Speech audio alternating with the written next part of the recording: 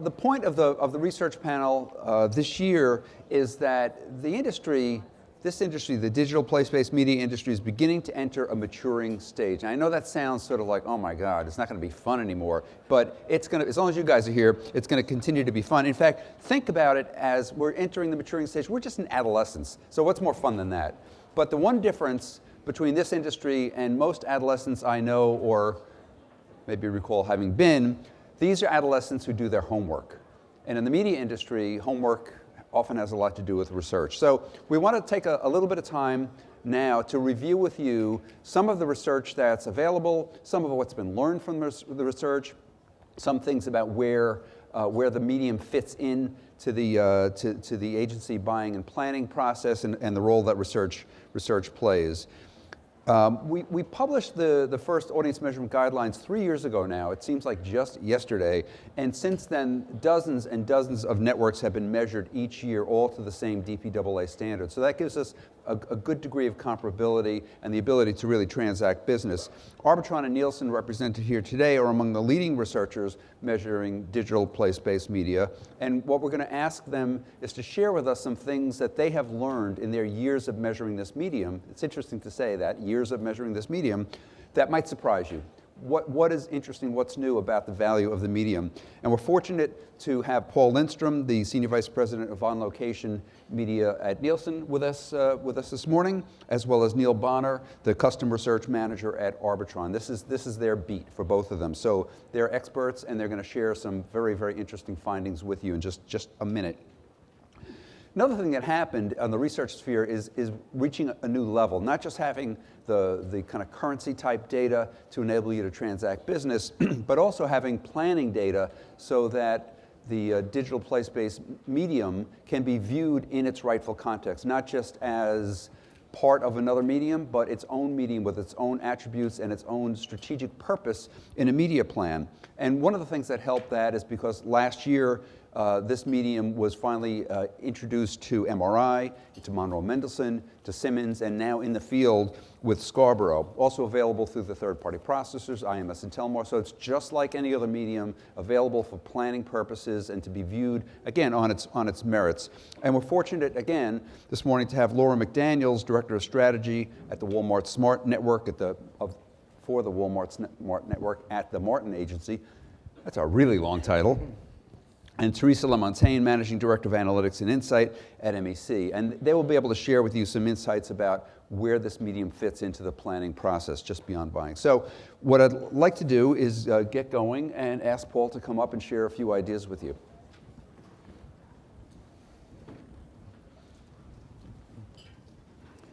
Good morning. When I spoke with Jim originally, he had said what he'd really like is for me to share 5 things that we've learned over the last couple of years. And admittedly, it might be a little bit thick, and I could be overstating the obvious here, but I'm going to go about and show you 5 things that I've learned.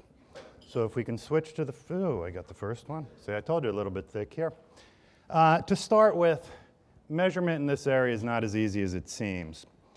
Digital place-based is very much at the junction of what Nielsen is calling watch and buy. And this is really a great place to be. I mean, in fact, it's the Nielsen mantra of watch and buy. But the need to answer to many masters ends up upping the complexity of any research solution, needing to look regionally, nationally. Go through a couple of these as we go forward. But it is much harder in terms of evaluating those solutions than a lot of other media. The second thing that we've ended up seeing and concentrating on over the last year or so is just the idea that content and context is king. This data is just as a quick indication of that from our sister company IAG. And what it's showing is that food-themed commercials within food-themed programming, ending up having higher recall levels across every measure that IAG does. And we find this consistently across every measurement type that we do. Again, very key, content and context. The third thing is that we've seen that regional and local data is key even for national networks. Most of the networks that we're dealing with don't have full national footprints. In fact, many skew to top markets, which is actually a good thing because usually most traditional media tend to be under-delivered in those markets. It's a very good yin-yang that ends up going on here. But the lack of traditional coverage ratings, and I'm not sure exactly how you define a coverage rating within this space, can diminish the significance of the numbers that we're seeing. So for example, in the case with this particular network, the GRP levels that they would achieve in New York, Chicago, Atlanta are 4 to 5 times the level that you would anticipate simply looking at the national numbers. Even Los Angeles, which is quite a bit lower, is still 2.5 times the levels that you would anticipate simply looking at the national data alone.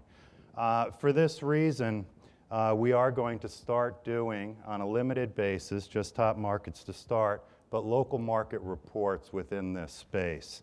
We think it's a very exciting development and look for that by middle of 2012. We also think that it's extremely important, as was reiterated in the presentations that you saw this morning or the discussion, that it's really important to be consumer-centric. There's a need to have a holistic approach. And when I started putting this together, I had laid out a quote that I had heard from one of the agency people who had said what the goal was, what they wanted was in fact for the networks to understand the brand strategy and then come and tell us why you fit in. Now that was just reiterated several times in the course of the conversation here, but I think that that's in fact really important because what it's signifying is that in fact digital place-based does have a place at the table. Doesn't necessarily mean you will be bought, but it certainly means you can be bought. And that way of thinking has changed a lot over just the course of the past year. Again, very significant. And lastly of the points, all too often we think of this strictly as a media. But there are other pieces that come into it, and in fact, a lot of the audiences that are achieved by place-based networks are very contingent on traffic. Now the thing with traffic is that traffic ties in very much to entrenched behaviors. Much like HUT levels are very consistent over time, traffic into a mall setting or going to health clubs becomes fairly consistent over time. So what I'm showing in this particular case are year-over-year indices of individual networks that we've measured. And what you can see is the very fact that the base becomes traffic of the exposure creates substantially more stability in the audience estimates going year to year, which again, I think is a very good piece of a positive story, but also a reflection of the difference of this type of media from some other traditional media. So with that, I'll turn it over to Jim. Thank you.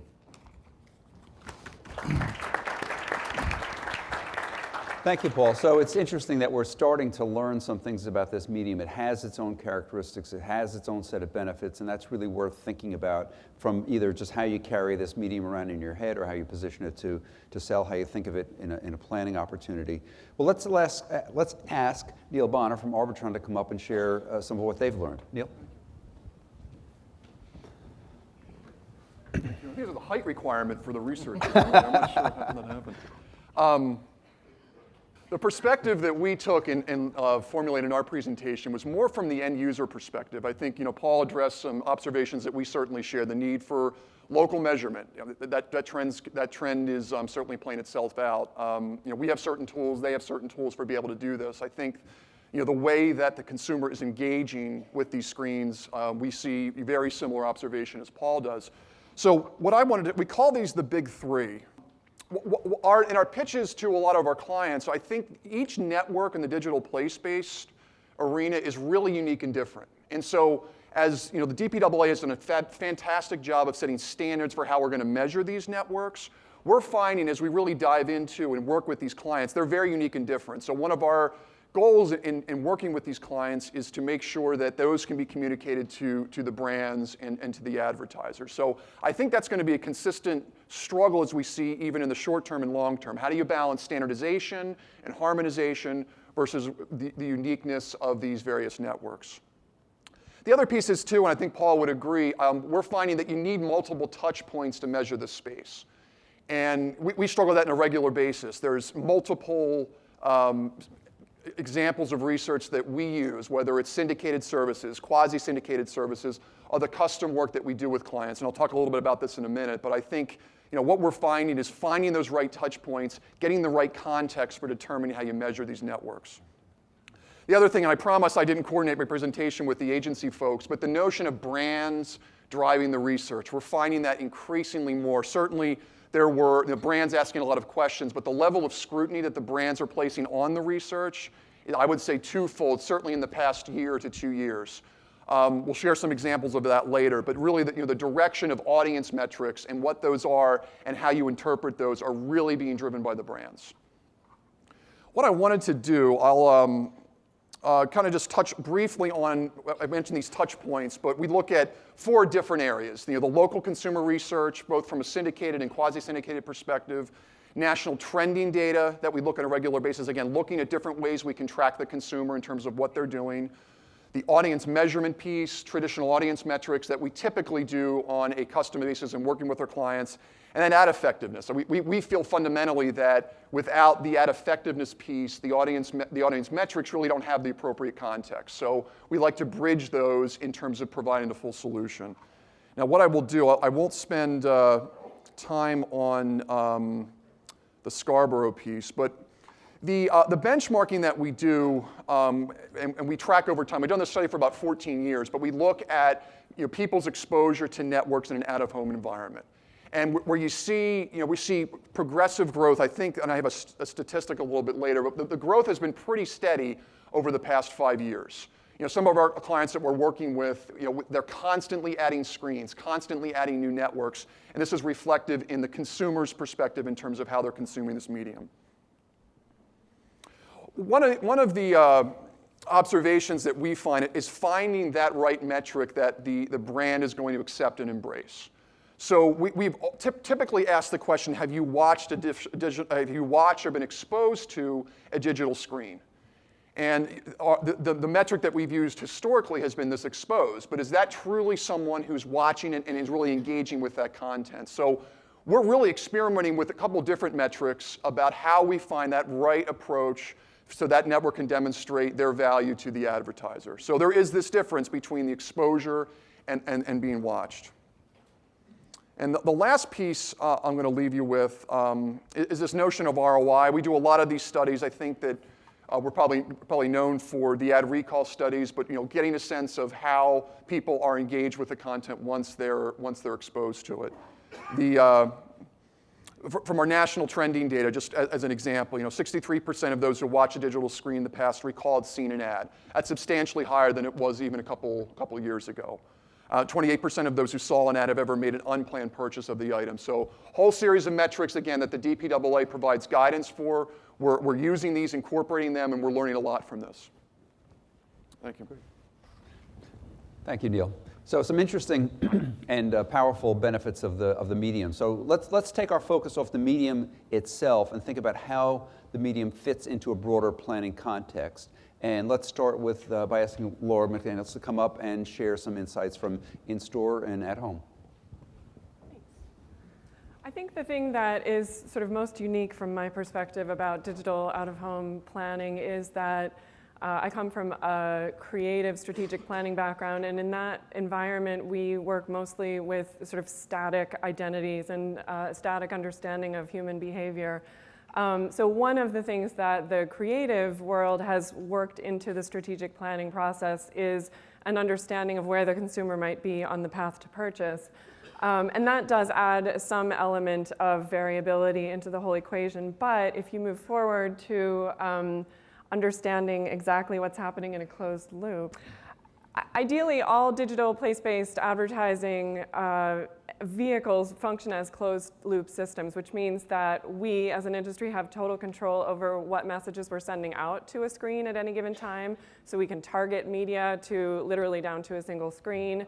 We can trigger media based on a whole variety of different data points. We can target by day part, et cetera. So that gives us, theoretically, the ability to communicate almost at a one-on-one level with people. And then we also, in any closed-loop system, have total visibility into the results of what we're advertising on these closed-loop networks. So in the case of the Smart Network, I have absolute visibility, not just into audience engagement, which is typical, but also into sales lift, all the household data that's available through Walmart, bright spots in sales of particular products geographically, by time of day, by day of week, et cetera.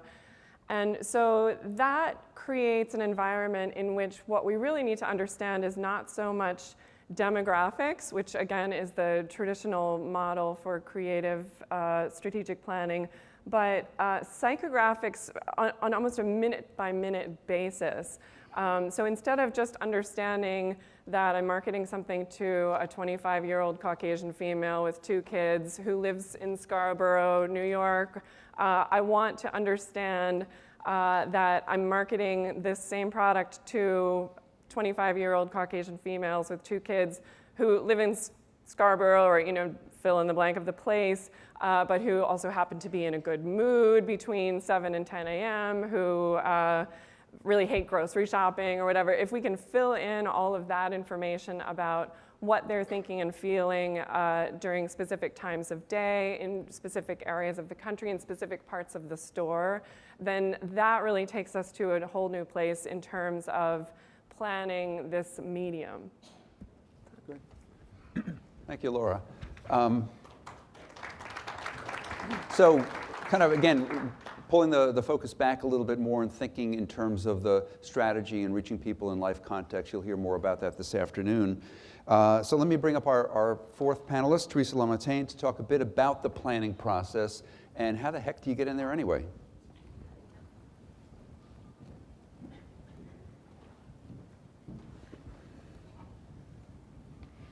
I think having worked on the vendor side as well as the agency side, I think one of the biggest challenges on the vendor side was even understanding how the decision to spend X amount of dollars and what channel was made. And oftentimes, by the time you're in a dialogue with the buyer, a lot of those decisions have been made on how those channels are set. So Bottleneck is a proprietary approach to channel planning that MEC employs on a variety of clients. Again, I will preface this by saying there's no one way that this gets done. But what this allows us to do is to align actual consumer behavior with the brand, the category, and the communications.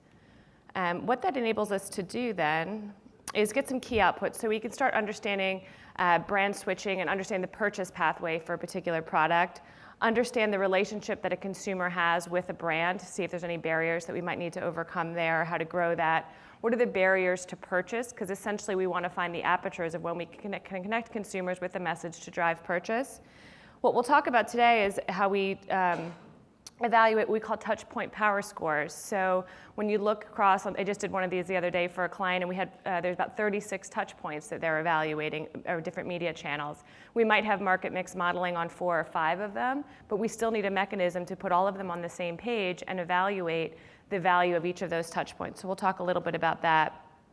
We also want to understand brand perceptions, and then ultimately what we want to do is take all of this into account in order to set a budget that aligns with the strategic objectives of a brand. So what this is looking at is taking, what we're able to do through some proprietary methods is take all of the different touch points. The touch point list can be tailored to brands, and they're very specific brand by brand. There's a lot of work that's done, for example, to put them in consumer language. But what that allows us to do is to evaluate each touch point's relative influence in the purchase process, which is one factor that we would take into account when thinking about how to allocate a budget. Oops.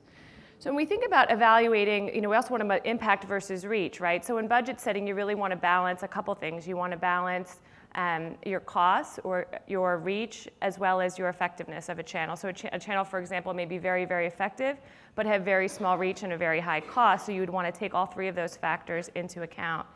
So this is what we call a touch point map. So what this really is doing, it's not saying any one touch point is better than the other or any one touch point should get all of the money. It's really saying, where are opportunities to balance that impact versus reach, and how do we take that into account in the planning process and in the budgeting process of where we might want to develop, where we might want to maintain our presence, where we might want to review are these things really working for us, and then what areas might we not want to go into. And this is done very specifically for the brand and for the communication goal.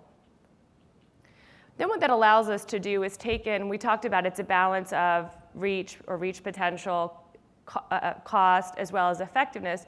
What that allows us to do is we take a lot of different factors into account that measure those variables, and that allows us to play with different budget scenarios for the consumer task, arrive at an optimal budget, and then ultimately track and measure back how well the communication plans are performing against those broader objectives.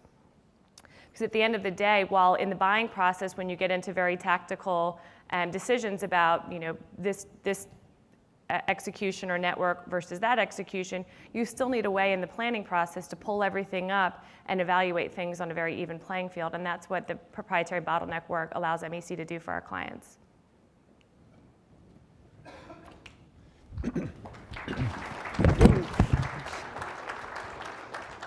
Great. Thank you, Teresa. Sorry for the AV hassles there. So that's a little brief introduction to some of the data, how the data is being used, what's happening on the planning and the buying, selling front. We want to open it up to you because I think these are just kind of little teasers to me anyway. Each one could have been a longer presentation, but it'd be much more interesting to be able to address the questions that you may have. So anyone have a question? Yes, Fred. I'm sure you all desire to get television dollars. Do we have a microphone? Yeah, we do. Yeah. Let's. I'm sure your desire is to get TV dollars because that's where the money is. That said, given that audio is the most attenuating component of television, some of you have media offerings that are silent in captive environments, audio-driven amidst a din of noise and distraction. Can a single metric be used across both that legitimizes a comparison to television? Great. Yes. Okay, it's on, right? I can't exactly tell back here? You're on, yeah. Okay, I think the answer is yes, and I'm actually glad you asked that question. It feels almost like a setup for a response I was going to make to this morning's Thank you, Fred. I appreciate panel. that. And that is, it's important to understand that there is a common metric to be able to do that. It doesn't mean that everybody is going to be bought and sold the same way, but the direction the entire industry has gone has been to take a look at GRPs and impressions as a ruler against being able to measure. So you can get to a point of going, I get 10,000 with this, I get 10,000 with that, and I assume it has twice the value based on perhaps the power scores or the relevancy indexes that can judge what those values are. But the core statistic that you can use for value-based evaluations of CPMs relative to all media is impressions. And that's where then it comes into how do you sell your unique proposition, how do you show your relevancy, why do you show you should get the dollars that you ought to, and why are you better than television or not? But that's where it occurs, the value piece of it. We're not doing it, we're creating the impressions right now to say, you decide what that power relationship should be of sound versus no sound, but you have the base level set of statistics to be able to judge the overall size. I think that's very important, and I really hope people don't lose sight of the fact that the core piece of information inherently is the size of the audience that you can deliver, and then it comes down to value. Sure, absolutely. Just in the spirit of friendly discussion, while I agree with you that it's important to have an ability to compare apples to apples using a single set of metrics, I think one of the themes that emerged this morning was that relevance is a huge factor in digital out-of-home media, and that there's a value that we need to be attributing to these impressions. It would be great if across the industry we were able to come up with some sort of metric that really measures the relevance and value of a single impression. But I'm not sure, given how many variables come into play with digital media, I'm not sure that impressions as a single measure is really adequate.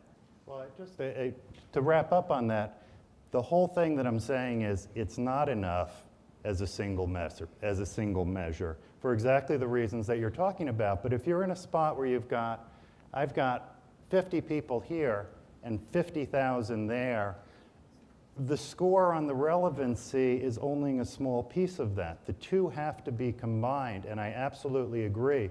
The one thing I would add, though, is I'm not so sure that you want one company, be it Nielsen or Arbitron or any other, to say, here's the one number to establish value. Because if we do it and that becomes the standard, then we're essentially setting everybody's CPMs. It's not a spot that anybody wants to be in. We can provide the inputs. Everyone can do their own unique selling proposition based on those values. But again, hung off from a core metric that says, I got to know if this is big or little. One of the agency people this morning said, if you're the size of a small cable network, then you can see the broadcast folks. Well, you need a size measure to say you're the size of a small cable network. So don't get me wrong, impressions are not the be-all and end-all. I would absolutely say not all impressions are created equal, and I say that in every single presentation I do.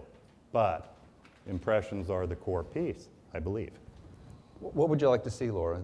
Let's say if you had a base of a good, solid, comparable impressions measure, what would you want to measure on top of that to get to the differences in this impression versus that impression? I would love to see some kind of a metric that really gets at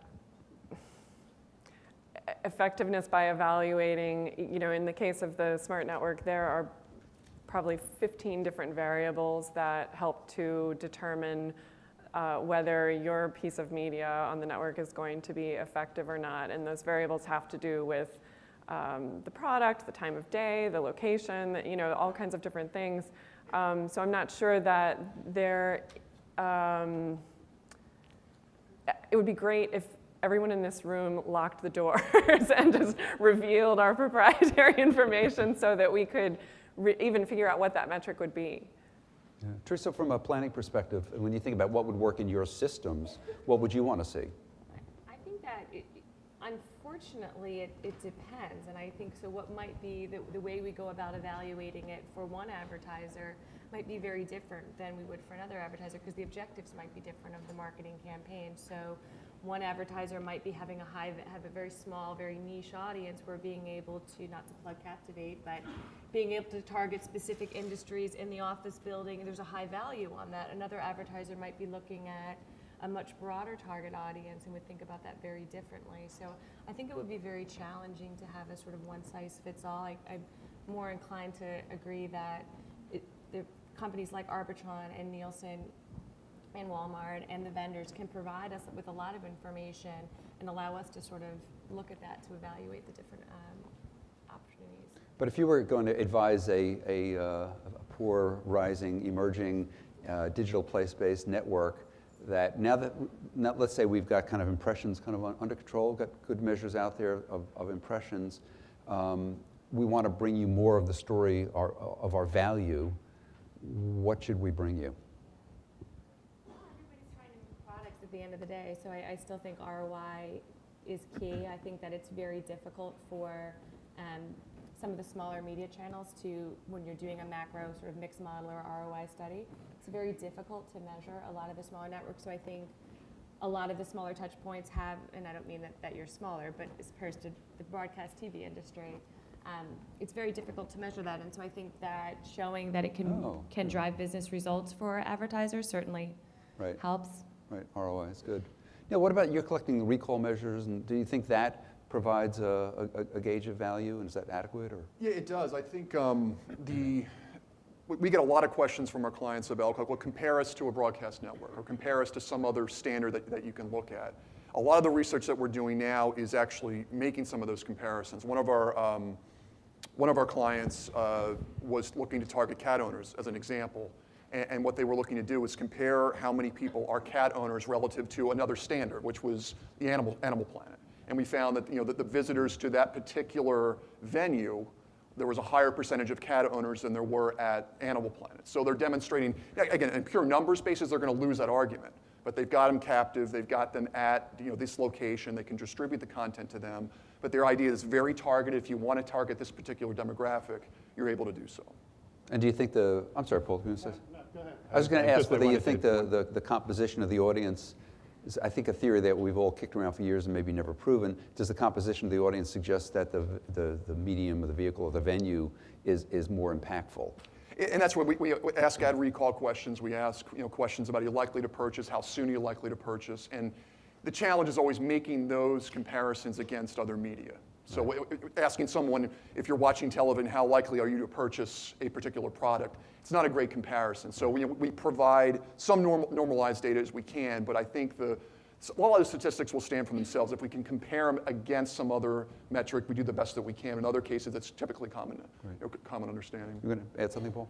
I actually would agree with Neil that what I find inevitably with a lot of those questions becomes, is that good or bad? And then you get compared to what? So that my single biggest piece of advice is it's really key to be able to do it in a method that is going to be most consistent with the way, in fact, that other media are doing it. You don't have to reinvent the wheel, and I know that may sound like a sacrilege, but to that end, we're working very closely with IAG that is being looked at as almost a standard, and granted, take it from where it's coming in saying that, but I believe that has happened in terms of with broadcast and cable, and are attempting to develop a method that would be consistent with IAG and those television outlets exactly to be able to have a value that could be across other forms of television. I personally believe it to be very key.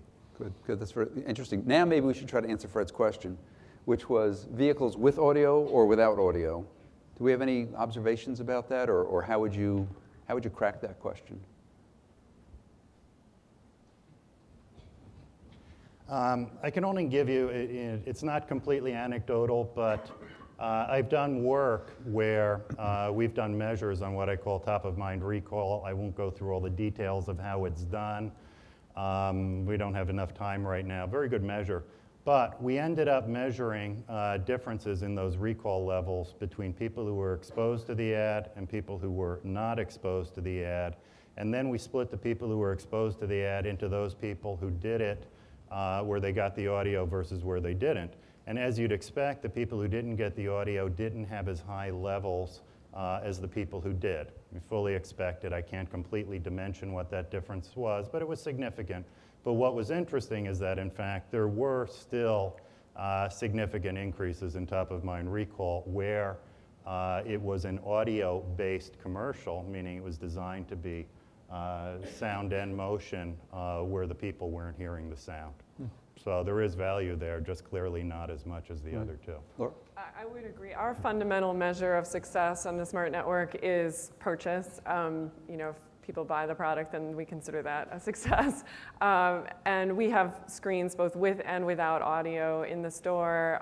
We've noticed a clear strength for ads with sound as opposed to ads without sound. However, the relevance of a product, of the right ad served up to the right person at the right time, clearly in certain cases outweighs the strength of the audio. So it really goes back to, for us, needing that ideal mix of variables.